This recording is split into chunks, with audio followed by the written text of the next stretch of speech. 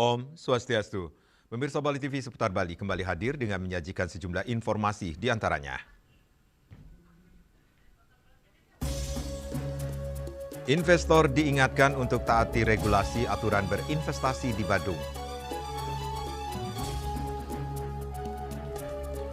Polisi tunggu hasil Lab 4 terkait penemuan potongan tubuh manusia. Jangan lewatkan juga informasi menarik lainnya yang sudah disiapkan tim redaksi kami. Bersama saya, Madis Sukadenekarang, inilah Seputar Bali selengkapnya.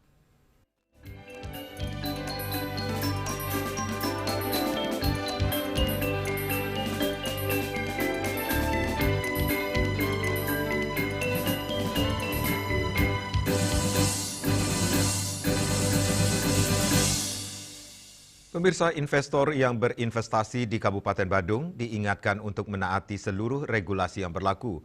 Selain memenuhi ketentuan administrasi formal, investor juga harus melakukan koordinasi dengan unsur desa adat maupun pemerintah desa setempat agar tidak menimbulkan persoalan di kemudian hari.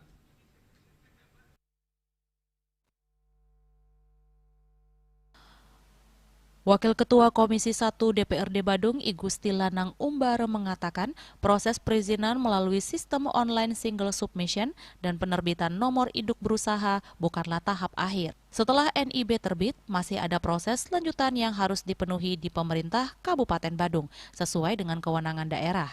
Lanang Umbara menekankan selama investor mengikuti mekanisme yang benar dan tidak melanggar tata ruang maupun peraturan daerah, pemerintah Kabupaten Badung pada prinsipnya terbuka terhadap investasi. Ia menyebut investasi yang tertib dan patuh aturan akan memberikan dampak positif bagi pertumbuhan ekonomi daerah serta kesejahteraan masyarakat.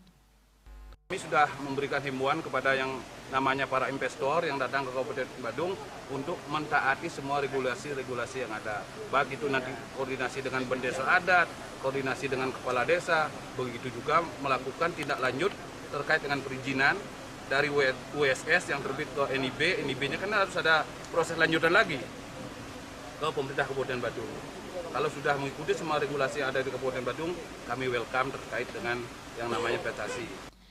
DPRD Badung akan terus menjalankan fungsi pengawasan agar seluruh aktivitas investasi berjalan sesuai regulasi sehingga tercipta iklim usaha yang kondusif tanpa mengabaikan kearifan lokal dan kepentingan masyarakat Badung. Yana, Bali TV. Pemerintah Kota Denpasar menggelar apel peringatan hari ulang tahun ke-238 Kota Denpasar tahun 2026 di Lapangan Lumintang, Jumat 27 Februari 2026. Apel mengangkat tema Samasta Buana Jagadita yang bermakna harmoni Denpasar mewujudkan kesejahteraan bersama. Apel peringatan dipimpin langsung oleh Wali Kota Denpasar Gusti Ngurah Jayanegara yang bertindak selaku inspektur upacara. Dalam kesempatan tersebut, Wali Kota membacakan sambutan Gubernur Bali Wayne Koster. Dalam sambutannya, ia menyampaikan tema HUT ke-238 Kota Denpasar tahun ini, Samasta Buana Jagadita memiliki makna mendalam, yaitu sebagai momentum untuk merefleksikan perjalanan pembangunan Kota Denpasar, baik pada masa lalu, masa kini maupun masa mendatang. Refleksi tersebut menjadi mata rantai penting dalam merancang arah pembangunan Kota Denpasar ke depan. Melalui tema ini, ia mengajak seluruh elemen masyarakat untuk memperkokoh solidaritas dalam semangat persatuan dan kesatuan. Peringatan hari jadi tidak hanya dimaknai sebagai seremonial semata, tetapi menjadi momentum evaluasi terhadap berbagai capaian, tantangan, serta persoalan di masing-masing bidang tugas. Peringatan HUT ke-238 Kota Denpasar tahun ini juga menjadi bagian dari rangkaian kegiatan berkelanjutan yang mendukung visi Kota Denpasar 2021 hingga 2026 sebagai kota kreatif berbasis budaya menuju Denpasar maju. Spirit Wasudewa Kutumbakam yang bermakna kita semua bersaudara turut menjadi landasan dalam memperkuat persaudaraan masyarakat Kota Denpasar dalam membangun kota tercinta. Dari spirit inilah lahir tema Samasta Buana Jagadita. Usai menggelar apel, dilaksanakan pula penyematan tanda Satya Lencana, yaitu tanda kehormatan dari Presiden RI kepada PNS yang menunjukkan dedikasi, kesetiaan, kejujuran, dan kecakapan dalam bekerja terus-menerus selama 10 tahun, 20 tahun, dan 30 tahun, serta berbagi piagam penghargaan. warna jagat hitam, itu artinya kita harus mengevaluasi diri.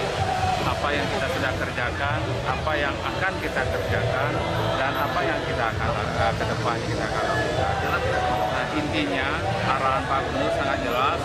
Yang harus menjadi perhatian yang pertama tata kelola pemerintahan, masalah sampah, masalah infrastruktur, dan tentu masalah ketertiban dan keamanan masyarakat.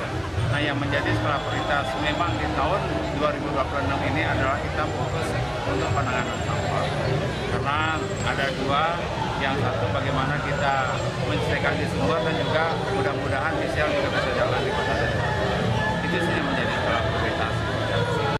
Serangkaian HUT ke-238 Kota Denpasar, pemerintah Kota Denpasar menyelenggarakan Detik Festival 2026.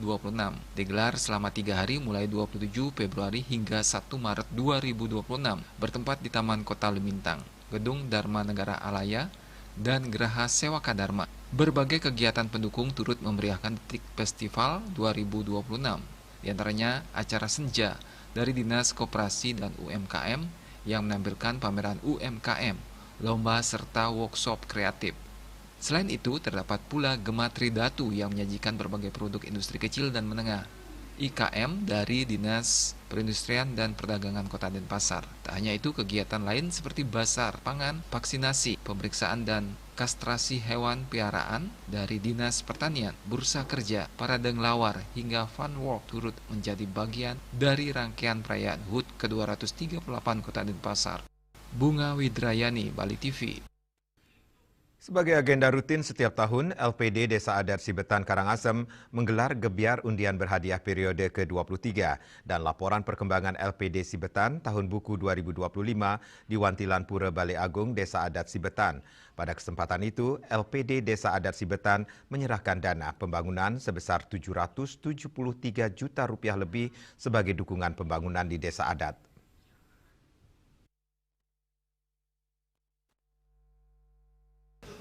Pemucuk LPD Desa Adat Sibetan, Imade Mastiawan mengungkapkan terima kasih kepada masyarakat dan nasabah telah mempercayakan LPD Sibetan sebagai lembaga keuangan mereka.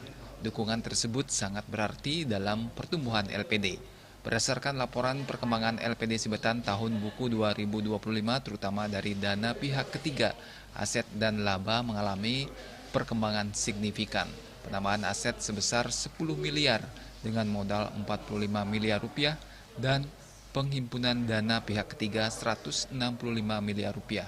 Kedepan LPD Sibetan akan terus memperkuat diri sisi permodalan dan kepercayaan sehingga keberadaan LPD bisa berkembang dan maju dalam mendukung pembangunan ekonomi, agama dan adat istiadat. Selain itu, dalam menghadapi tantangan dan persaingan antar lembaga keuangan, LPD Adat Sibetan telah digitalisasi secara penuh. Para nasabah sudah bisa menikmati kemudahan bertransaksi melalui LPD Mobile, Virtual Account, dan KRIS, dan ATM LPD untuk pengambilan uang tunai. Pada kesempatan gebiar undian berhadiah LPD periode ke-23 ini, dilakukan penyerahan dana pembangunan desa sebesar Rp773 juta lebih, merupakan 20% dari laba LPD tahun 2025 kepada Desa Adat Sibetan. Selain itu juga diserahkan bantuan dana seperti kepada Paiketan Pemangku, Pecalang, Yoane, Banjar, Pemaksan, dan beasiswa kepada siswa berprestasi dari tingkat SD hingga SMA. LPD Desa Adat Sibetan mengalami perkembangan yang sangat pesat sekali, terutama dari dana pihak ketiga, dari aset termasuk juga dari laba. Saat ini kita ada penambahan dari sisi aset sebesar 10 miliar dari dana pihak ketiga, dan dari modal juga. Modal kita sekarang di posisi 45 miliar, ya. Jadi ada penambahan modal hampir 2 miliar dalam setahun ini untuk dalam rangka untuk memperkuat lembaga ini. Jadi kalau modal kita sudah kuat, lembaga ini pasti sudah kuat. Jadi modal kita di posisi 34% dari dana pihak ketiga yang kita himpun, sebesar 165 miliar dana pihak ketiga. Nah, ini Sementara itu, Kelian Desa Adat Sibetan, Iwayan Subadra mengatakan, LPD Desa Adat Sibetan telah menjadi bagian penting dari kehidupan masyarakat adat Sibetan karena membantu meningkatkan kesejahteraan dan kemajuan desa. LPD Desa Adat Sibetan juga telah menunjukkan komitmennya dalam mendukung pembangunan desa, seperti memberikan bantuan sosial, pendidikan, dan kesehatan bagi warga. Iwayan Subadra berharap LPD Desa Adat Sibetan terus berkembang dan memberikan manfaat bagi masyarakat. Hal senada juga disampaikan sahabat desa adat Sibetan Iwayan Gredeg. Ia berharap LPD Desa Adat Sibetan ke depan bisa terus menunjukkan kinerja dan inovasi dalam memberikan pelayanan terbaik kepada nasabah dan masyarakat. Sementara itu, selain pengundian puluhan hadiah hiburan yang menarik bagi nasabah, dalam gebiar undian berhadiah periode ke-23 LPD Desa Adat Sibetan juga diundi hadiah utama berupa sepeda motor. Yana, Bali TV. Polisi tunggu hasil lab 4 terkait penemuan potongan tubuh manusia. Kami segera kembali dengan laporannya.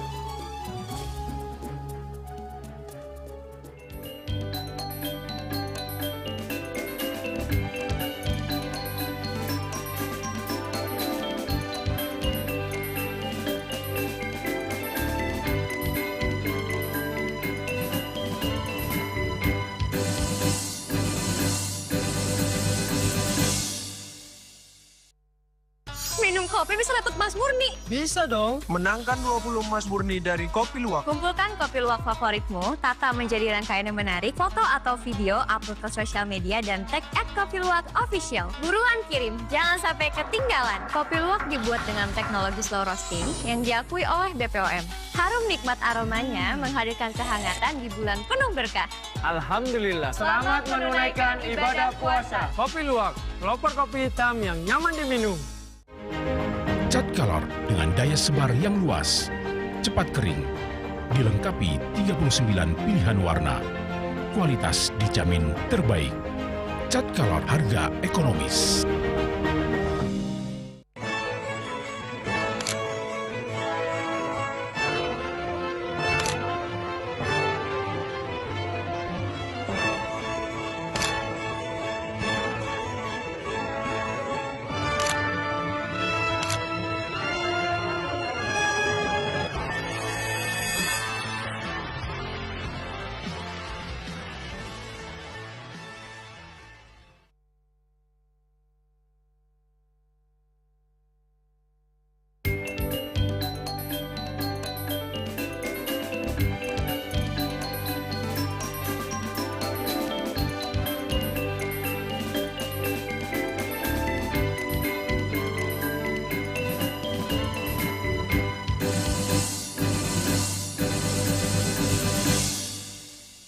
Pemirsa, polisi melakukan penyelidikan penemuan potongan tubuh manusia yang diduga korban mutilasi di muara Sungai Wos, Desa Ketewel, Kabupaten Gianyar.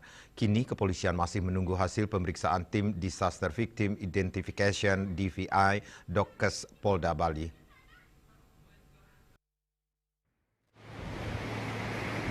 Kabid Humas Polda Bali Kombes Polisi Arya Sandi mengatakan dari laporan yang diterima awalnya ditemukan potongan kepala oleh warga. Selanjutnya ditelusuri lagi dan ditemukan potongan telapak kaki kanan serta bagian tubuh lainnya. Potongan tubuh tersebut sudah dievakuasi dan akan dilakukan identifikasi oleh tim DVI Dokkes Polda Bali. Ditambahkan dilihat dari foto korban mirip WNA.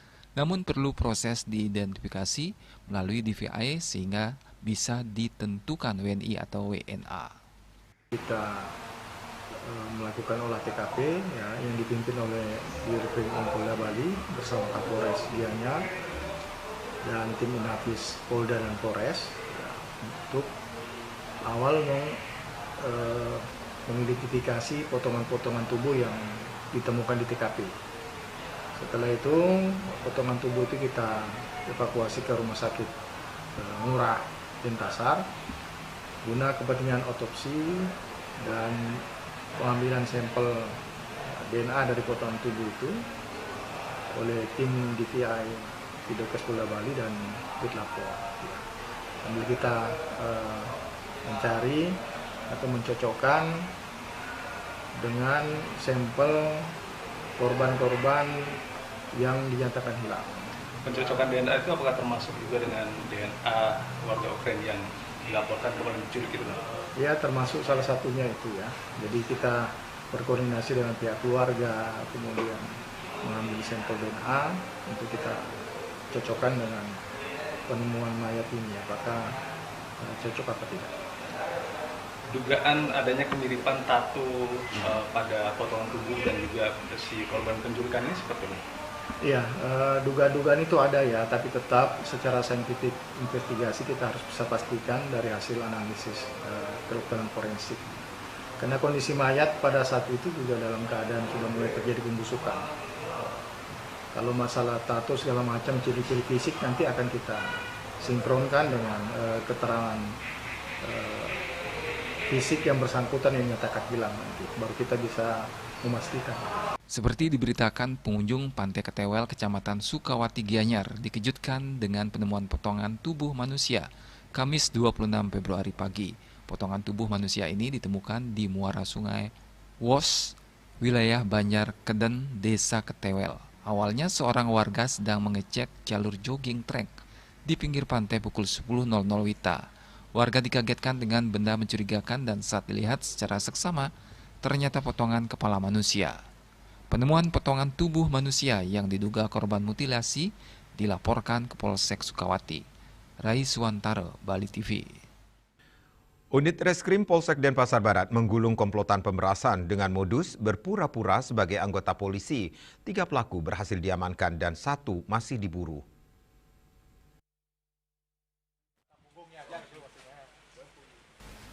Para pelaku berinisial DDS 25 tahun yang merupakan residivis kasus narkoba, PPD 30 tahun dan KOA 36 tahun. Sedangkan 1 pelaku REP masih DPO. Pelaku memeras para korbannya mulai 5 hingga 10 juta rupiah. Pelaku juga tidak segan-segan menganiaya dan mengancam menembak korbannya apabila tidak menyerahkan sejumlah uang tunai. Dalam menjalankan aksinya, para pelaku mengaku polisi.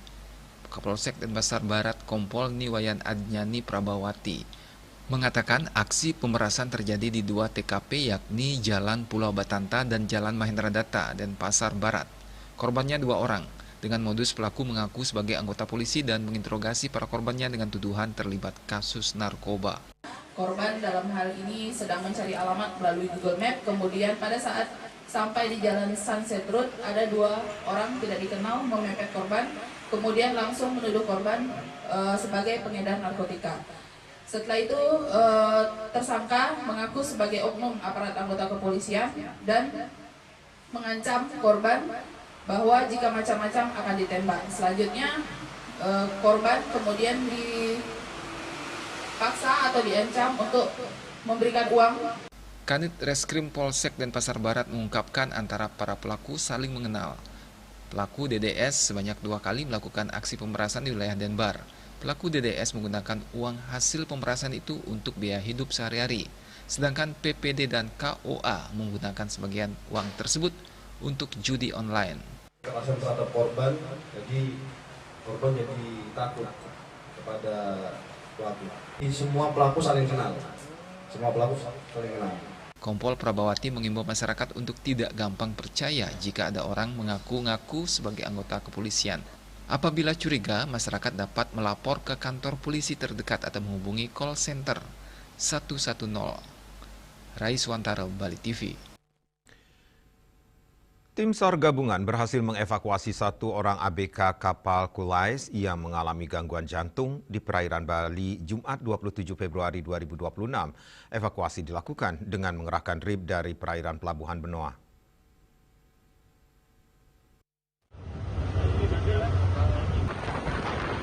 Korban diketahui bernama Carl Mauricio Montevergen, 45 tahun, warga negara Filipina.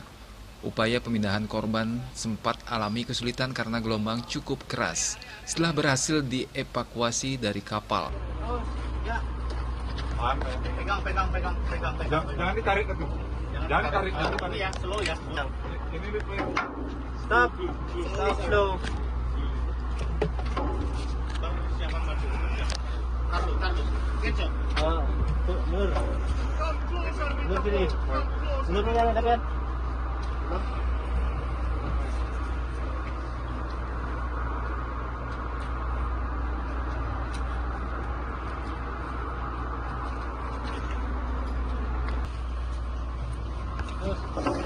Oke.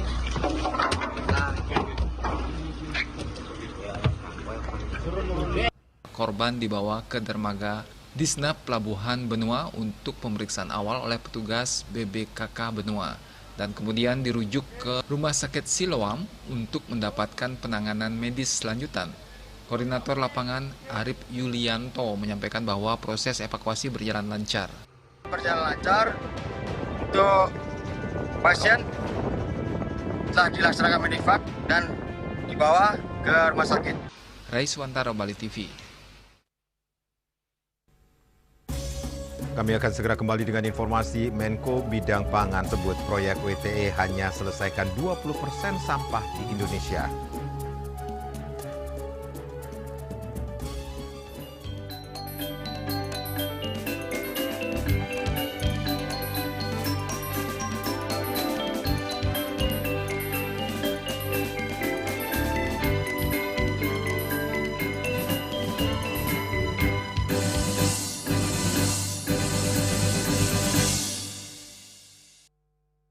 Minum kopi bisa dapat emas murni. Bisa dong, menangkan 20 emas murni dari Kopi Luwak. Kumpulkan kopi luwak favoritmu, tata menjadi rangkaian yang menarik, foto atau video, upload ke sosial media, dan tag @kopiluwakofficial. Buruan kirim, jangan sampai ketinggalan. Kopi luwak dibuat dengan teknologi slow roasting yang diakui oleh BPOM. Harum nikmat aromanya menghadirkan kehangatan di bulan penuh berkah. Alhamdulillah, selamat menunaikan ibadah puasa. Kopi Luwak, pelopor kopi hitam yang nyaman diminum. Emco, cat kayu dan besi.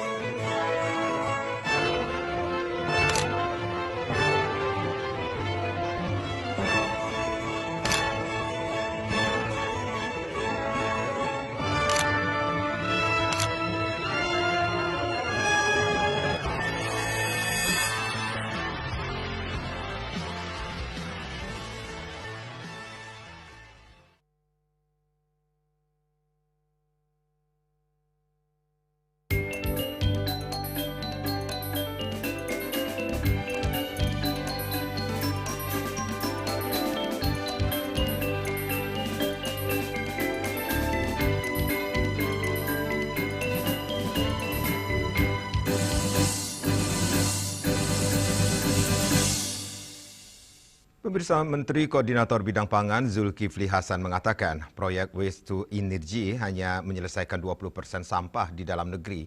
Fasilitas ini diproyeksikan bisa mengolah 1.000 ton sampah perkotaan perharinya. Kendati demikian, Zulkifli Hasan meminta Badan Riset dan Inovasi Nasional atau BRIN membantu mengatasi persoalan limbah nasional melalui inovasi teknologi terbaru di Indonesia.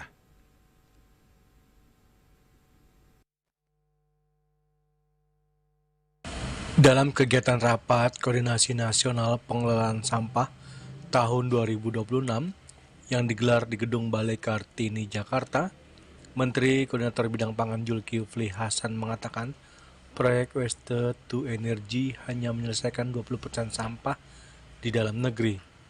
Fasilitas ini diproyeksikan bisa mengolah 1.000 ton sampah perkotaan per harinya.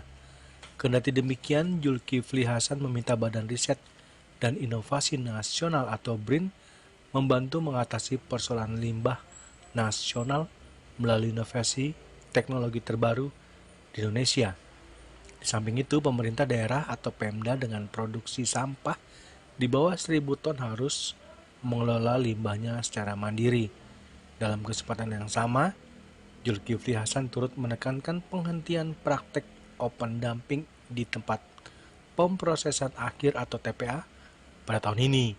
Pasalnya, hampir seluruh kabupaten kota saat ini berada dalam kondisi darurat sampah. Tapi kita juga harus ada solusinya. Oleh karena itu kemarin rapat terakhir kita kasih waktu 1 bulan agar ada teknologi selain waste to energy, tetapi juga untuk sampah level yang lebih kecil. Perlu dukungan riset dari BRIN dan inovasi teknologi untuk mengatasi kedodoran sampah. Ya.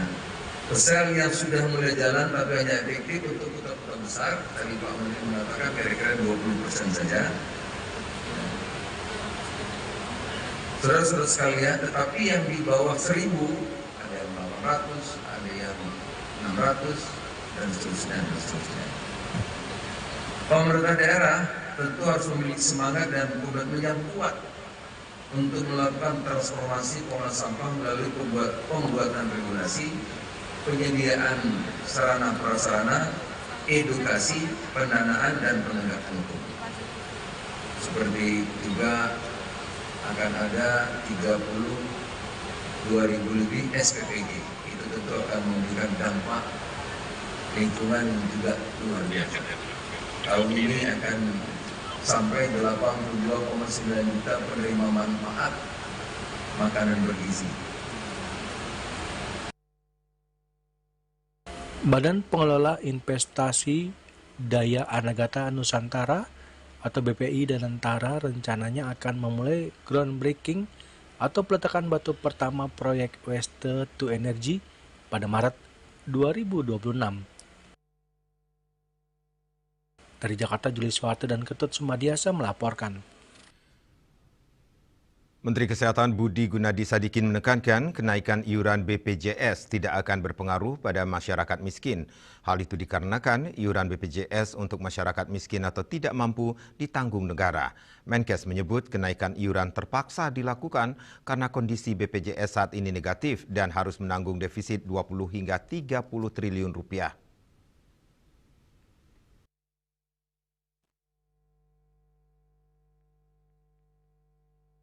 Wacana kenaikan iuran BPJS kembali mengemuka. Menteri Kesehatan Budi Gunadi Sadikin pun mengungkap alasan dibalik kenaikan iuran BPJS. Budi menyebut saat ini kondisi BPJS negatif dan harus menanggung defisit sebesar 20 hingga 30 triliun rupiah. Pemerintah menangani defisit tersebut melalui APBN sebesar 20 triliun. Kondisi ini menurut Budi akan berpengaruh pada penundaan pembayaran ke rumah sakit, sehingga rumah sakit secara otomatis akan mengalami kesulitan operasional.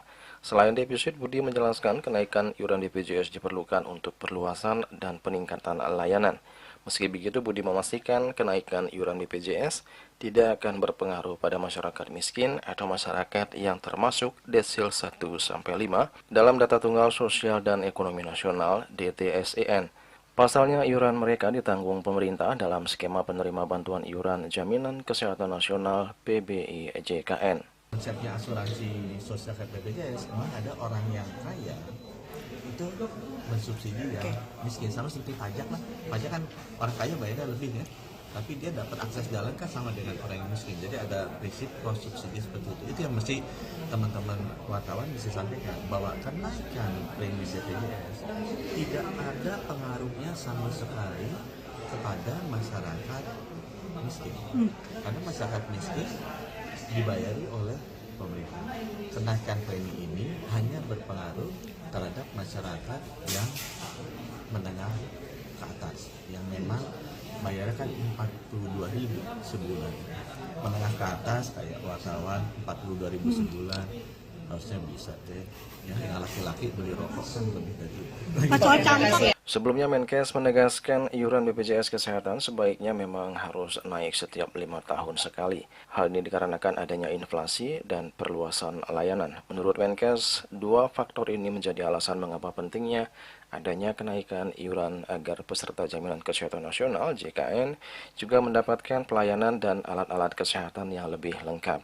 Data dari Kementerian Kesehatan mencatat BPJS Kesehatan sejak 2014 lalu hingga 2025 sudah dihantui oleh defisit. Artinya pendapatan iuran lebih kecil daripada beban JKN. Juli Suwarte dan Ketut Sumadiasa melaporkan. Menteri Kesehatan Budi Gunadi Sadikin mengatakan proyek integrasi dan modernisasi Rumah Sakit 3 Berlian yang dibantu Asian Infrastructure Investment Bank adalah bentuk investasi manusia guna menyehatkan anak-anak dan meningkatkan produktivitas. Melalui kolaborasi internasional, saat ini pemerintah menargetkan peningkatan mutu layanan dan rujukan nasional guna meningkatkan pelayanan kesehatan terhadap masyarakat.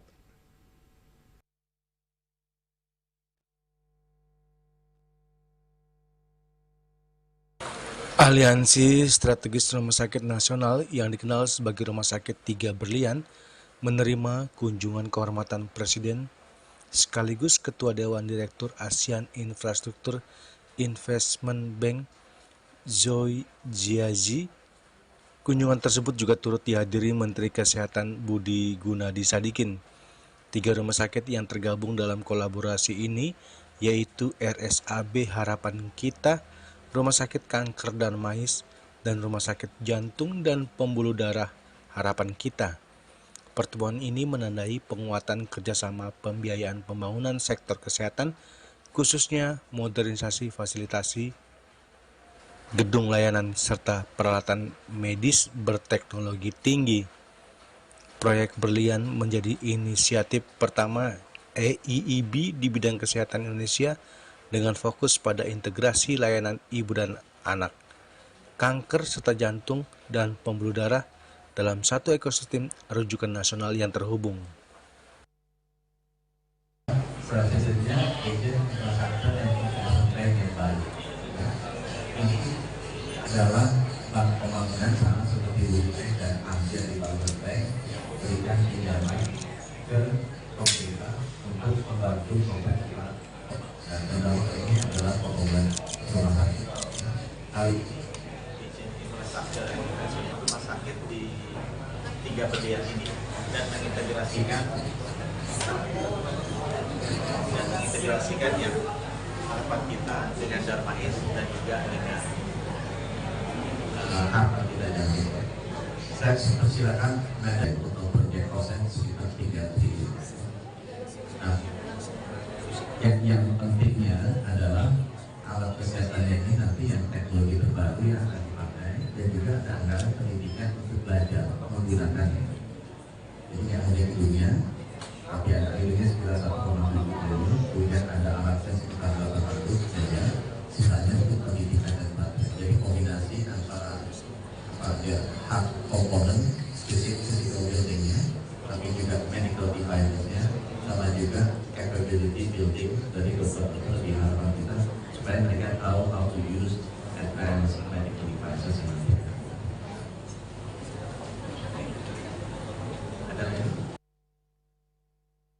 Melalui kolaborasi internasional, saat ini pemerintah menargetkan peningkatan mutu layanan dan rujukan nasional guna meningkatkan pelayanan kesehatan terhadap masyarakat. Dari Jakarta, Julius Soeharto dan Ketut Sumadiasa melaporkan.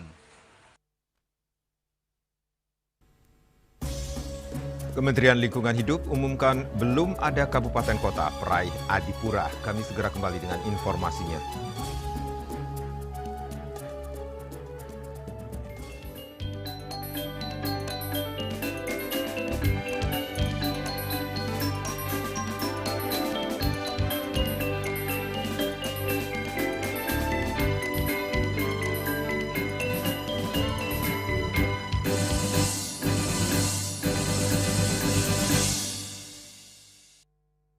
Minum kopi bisa dapat emas murni. Bisa dong, menangkan 20 emas murni dari Kopi Luwak. Kumpulkan kopi luwak favoritmu, tata menjadi rangkaian yang menarik, foto atau video, upload ke sosial media, dan tag @kopiluwakofficial. Buruan kirim, jangan sampai ketinggalan. Kopi luwak dibuat dengan teknologi slow roasting yang diakui oleh BPOM. Harum nikmat aromanya menghadirkan kehangatan di bulan penuh berkah.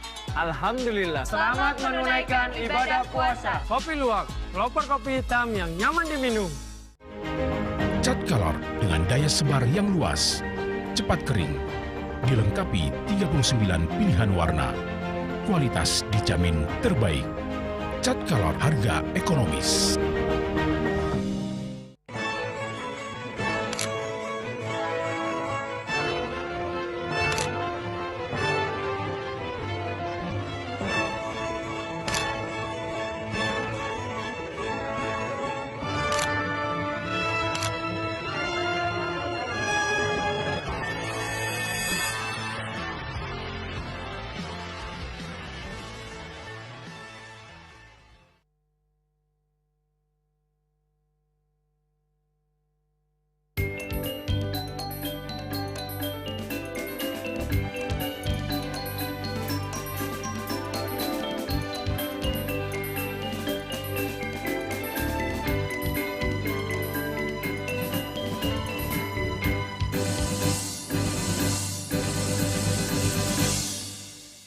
Pemirsa, dalam rapat koordinasi nasional pengelolaan sampah di Gedung Balai Kartini, Jakarta, Kementerian Lingkungan Hidup memastikan belum ada daerah di Indonesia meraih penghargaan Adipura.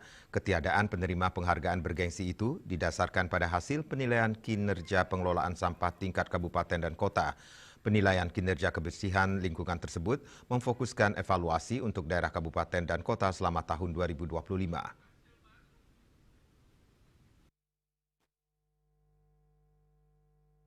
Dalam rapat koordinasi nasional pengelolaan sampah di Gedung Balai Kartini, Jakarta, Kementerian Lingkungan Hidup memastikan belum ada daerah di Indonesia meraih penghargaan Adipura. Ketiadaan penerima penghargaan bergengsi itu didasarkan pada hasil penilaian kinerja pengelolaan sampah tingkat kabupaten dan kota. Penilaian kinerja kebersihan lingkungan tersebut memfokuskan evaluasi untuk daerah kabupaten dan kota selama tahun 2025. Menteri Lingkungan Hidup Hanif Faisal Nurrafiq menyebut belum ada kabupaten atau kota yang mendapatkan Adipura pada tahun ini dengan lebih 120 daerah yang masuk kategori kota sangat kotor dan 253 mendapatkan status kota kotor. Selain itu tercatat 253 kabupaten atau kota masuk kategori pembinaan dan 132 masuk kategori pengawasan. Hanif menegaskan bahwa penerapan sistem ekonomi sirkular menjadi kunci utama untuk menyelesaikan darurat masalah kebersihan tersebut. Pendekatan strategis tersebut bertujuan sangat kuat untuk menghentikan praktik pembuangan terbuka pada tempat pemprosesan akhir. Sehingga sampai hari ini secara nasional belum satupun kabupaten kota yang memenuhi syarat untuk didekati dengan kota bersih itu Adipura. Paling tinggi dari pelaksanaan tata kelola sampah hanya pada sertifikat menuju kota bersih. Jadi itu dipredikasi pada 35 kabupaten kota. Yang terbaik satu untuk klaster kota itu Surabaya, kemudian terbaik 2 Balikpapan, hanya 2 terbaik. Dan untuk kabupaten, untuk klaster kabupaten sebaiknya ada di Ciamis. Artinya tadi di perjalanan sakit dan harus ke kemudian secara umum maka 120-an lebih ini masih dalam satu kota sangat kotor. Kota yang benar-benar tidak mengalokasikan atau belum mengalokasikan anggaran biaya dan perhatiannya di dalam penanganan sampah. Kemudian di atasnya ada kota 253, itu kota yang kotor, tadi yang sangat kotor, ini yang kotor, yang juga tentu mendapat perhatian kita semua. Jadi hampir seluruh kabupaten kota kita masih dalam upaya untuk mengakhiri untuk membedahi praktik-praktik pengelolaan sampah yang belum sempurna. Dari Jakarta, Julius Watu dan Ketut Sumadiasa melaporkan.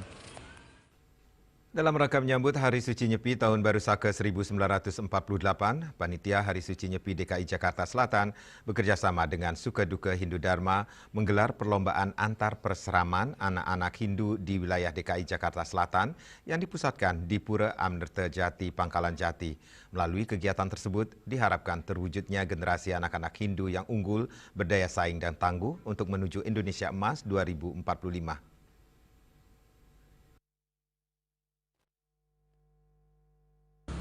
Dalam rangka menyambut Hari Suci Nyepi Tahun Baru Saka 1948, Panitia Hari Suci Nyepi DKI Jakarta Selatan yang bekerjasama dengan Sukaduka Hindu Dharma menggelar kegiatan perlombaan antar pasraman anak-anak Hindu di wilayah DKI Jakarta Selatan yang dipusatkan di Pura Amrta Jati, Pangkalan Jati. Salah satu ketua Panitia Hari Suci Nyepi DKI Jakarta Selatan, Ibu Tuwira Angriasa mengatakan, kegiatan perlombaan diikuti oleh Pasraman Amrta Jati, Pasraman Pondokarya Marinir Cilandak, Pasraman Kalibata, serta Pasraman Lenteng Agung dengan kategori lomba cerdas cermat dan juga lomba debat keagamaan Hindu. Ia juga berharap lomba pasraman anak-anak Hindu adalah dapat menanamkan nilai-nilai kebenaran, kebajikan, dan karakter religius sejak dini, sekaligus sebagai wadah pelestarian seni budaya keagamaan Hindu. Kegiatan ini juga meningkatkan strada dan bakti guna mengasah kecerdasan intelektual serta membentuk generasi muda yang kompetitif dan berbudaya. Dalam rangka menyambut perayaan Nyepi di wilayah Jakarta Selatan, kami Panitia Jakarta Selatan mengadakan rangkaian lomba untuk siswa-siswa Pasraman, di antara lain dengan cabang lomba yaitu Lomba Cerdas Cermat tingkat SD, Lomba Cerdas Cermat tingkat SMP, Lomba Debat tingkat SMA atau lebih dikenal dengan Dharma Wiwada. Acara ini diikuti oleh seluruh siswa Pasraman yang ada di wilayah Jakarta Selatan dan juga acara dibuka oleh Asisten Kesra dari Wali Kota Jakarta Selatan, Parisada Hindu Dharma Jakarta Selatan, dan juga Manggala Banjar Jakarta Selatan. Adapun tujuan dari perlombaan ini adalah, dalam lomba tentu kita akan mencari siapa pemenang, siapa yang kalah, tetapi yang lebih diharapkan adalah terwujudnya simakrama atau silaturahmi antara siswa-siswa Pasraman, begitu juga Dewan Guru, sehingga terwujud suasana yang lebih guyup, lebih akrab, di wilayah Jakarta, khususnya Jakarta Selatan. Demikian yang kami sampaikan sebagai Panitia Nyepi. Seperti diketahui, puncak karya Hari Suci Nyepi Tahun Baru Saka 1948 jatuh di tanggal 19 Maret 2026. Dari Jakarta, Julius Soeharto dan Ketut Sumadiasa melaporkan. Pemirsa jangan beranjak dulu, kami segera kembali dengan laporan 21 ogoh-ogoh lolos ajang kompetisi se-Kabupaten Badung.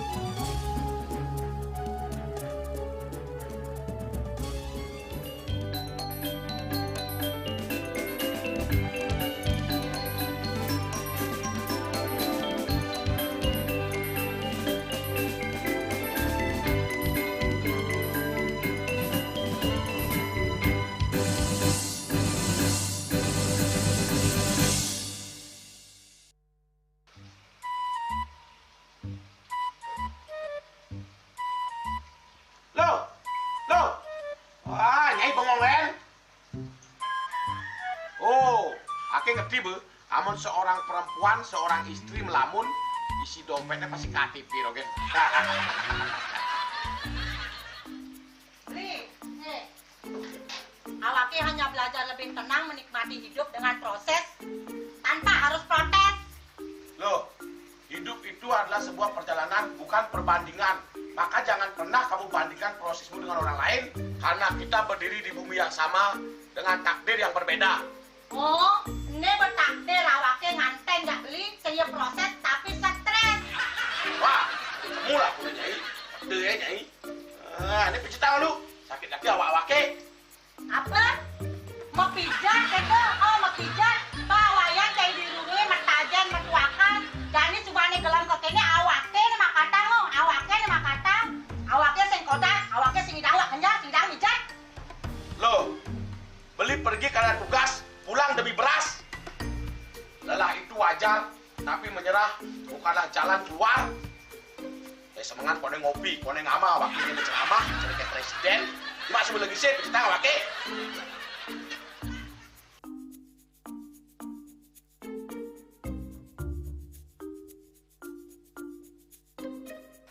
Kene be, kene awaknya makatang, awaknya bermedati ngencadang dongkang ini.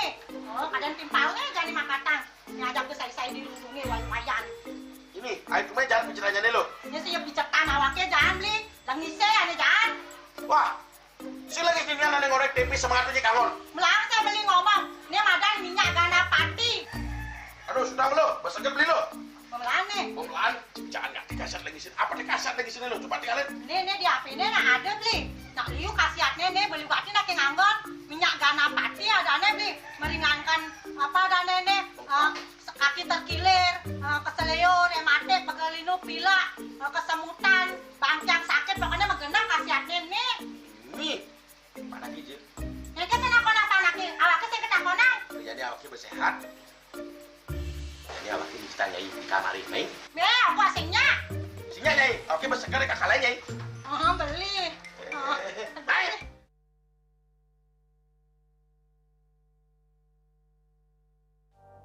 Musim hujan tiba, bencana banjir bisa mengancam jika kita tidak waspada.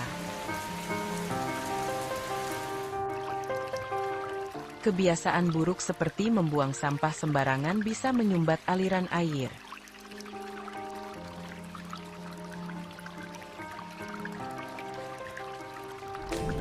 Kita bisa mencegah banjir dengan bergotong royong, menjaga selokan bersih, dan menanam pohon.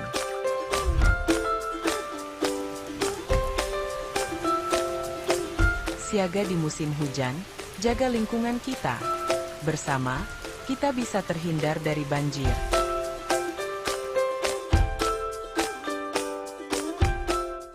Ngepat juga.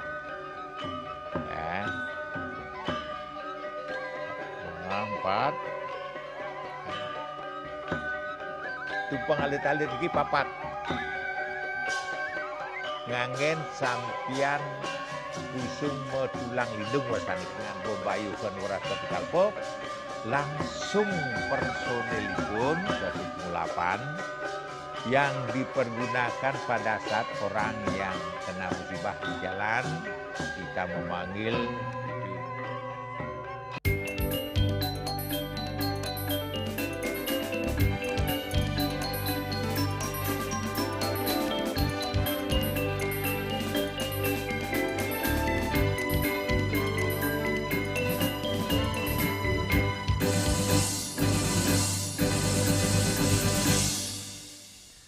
Pemirsa, sebanyak 21 ogoh-ogoh terbaik yang lolos seleksi dalam ajang Badung Saka Fest 2026 resmi diumumkan panitia Kamis sore 26 Februari 2026. Pengumuman dilaksanakan di Ruang Kriya Gosana, Pusat Pemerintahan Kabupaten Badung, dan dihadiri perwakilan Seketrune se-Kabupaten Badung.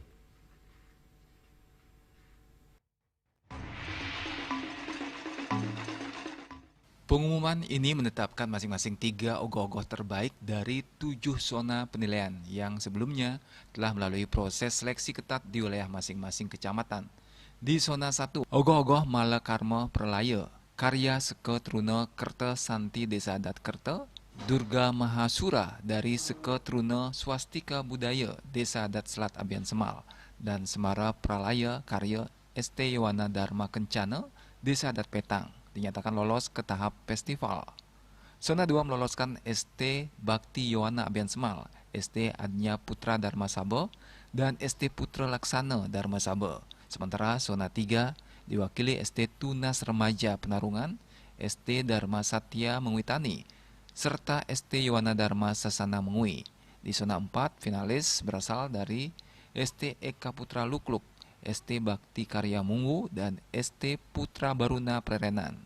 Zona 5 meloloskan ST Yowana Wibeka Permai Kerobokan, ST Dharma Widangun Dalung, dan ST Eka Dharma Sastra Tibu Beneng. Selanjutnya, zona 6 diwakili ST Yowana Giri Kute, ST Putra Dharma Jati Kerobokan, dan ST Eka Buana Tunggal Budi Seminyak. Sedangkan zona 7 menghadirkan ST Bakti Dharma Pecatu, ST Buana Kusuma Bualu, dan ST Astiti Yoga Sentana Kampial. Seluruh finalis nantinya akan tampil pada Badung Saka Fest yang digelar selama 3 hari mulai 6 hingga 8 Maret 2026 di depan Gedung Budaya Girinata Mandala Puspem Badung.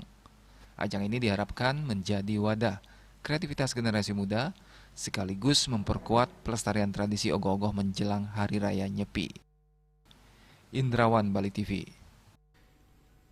Tim Grebek Banjar mengunjungi Seketrune Hite Mandala, Banjar Paketan, Kelurahan Paket Agung, Kecamatan Buleleng. Kegiatan ini menjadi momentum mempererat kebersamaan internal Seketrune yang tengah mengerjakan ogoh-ogoh untuk perayaan Nyepi.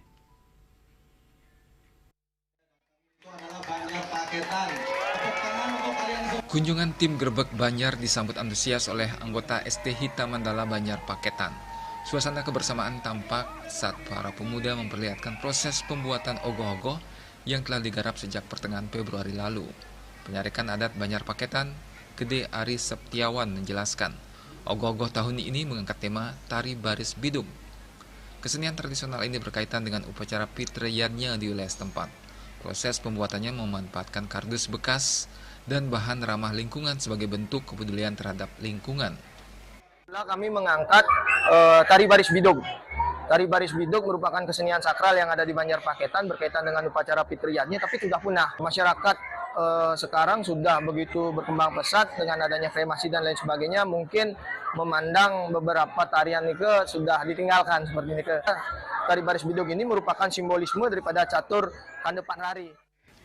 Ketua ST Hita Mandala Ngurah Aryadi Putra menambahkan, ogoh-ogoh tersebut rencananya akan mengikuti parade ogoh-ogoh saat malam pengerupukan di Desa Adat Buleleng. Sementara itu, ofisial Sing Main-Main Grebek Banjar Andika Paramarta atau yang akrab disapa Go Andik mengungkapkan, kehadiran tim Grebek Banjar merupakan bentuk dukungan terhadap kreativitas dan semangat Sekatruna di setiap Banjar. Swastiastu, selamat malam, saya Kak Go, salam Sing Main-Main. Jadi hari ini adalah Grebek Banjar hari ke-10, yaitu hari terakhir. Nah, tadi kita sudah ada 4 titik untuk mengunjungi Sekatruna dan Turuni di seputaran Bali. Yang pertama itu ada di daerah Dalung, yaitu di Badung. Yang kedua juga sama di daerah Tibu Beneng, yaitu di daerah Badung juga. Setelah itu kita ada ke Candi Kuning, daerah Tabanan, dan terakhir penutupan ada di Singaraja di Banjar Paketan. Nah, nanti bakal ada juga perform dari Bagus Wirata akan memeriahkan acara ini. Sampai jumpa tahun depan. Di akhir kegiatan, ST Hita Mandala turut dihibur oleh penyanyi pop Bali Bagus Wirata. Ia mengaku sangat mengapresiasi kegiatan yang mampu membangkitkan semangat generasi muda dalam melestarikan tradisi. Rasanya yang bisa menghibur dan tentunya ikut menghasilkan seni budaya Bali lewat acara yang kita banggakan bersama, Grebek Banjar Sing Main-Main. Bersama saya di sini Bagus Wirata menghibur teman-teman kami yang hari ini yang berada di Banjar Paketan Buleleng. Antusiasnya luar biasa. Grebek Banjar tentunya menjadi momentum kita semua untuk selalu cinta akan budaya. Dalam Grebek Banjar, Bagus Wirata membawakan sejumlah lagu hitnya. Penampilannya disambut antusias para pemuda-pemudi yang ikut bernyanyi bersama dan memeriahkan suasana.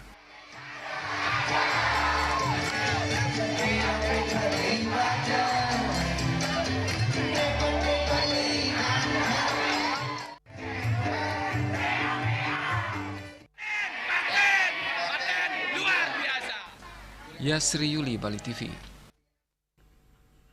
Dan kini kami sampaikan informasi perakiran cuaca untuk kabupaten kota di Bali.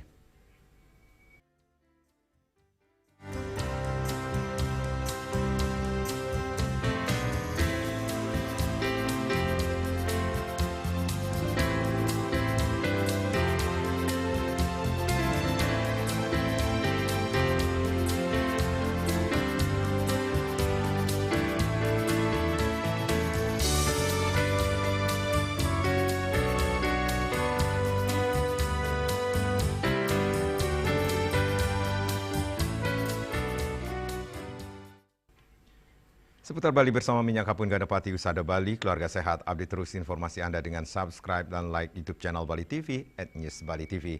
Mewakili redaksi yang bertugas, saya Madi Sukadan Karang pamit undur. Terima kasih atas perhatian Anda. Sampai jumpa. Om Santi Santi Santi Om.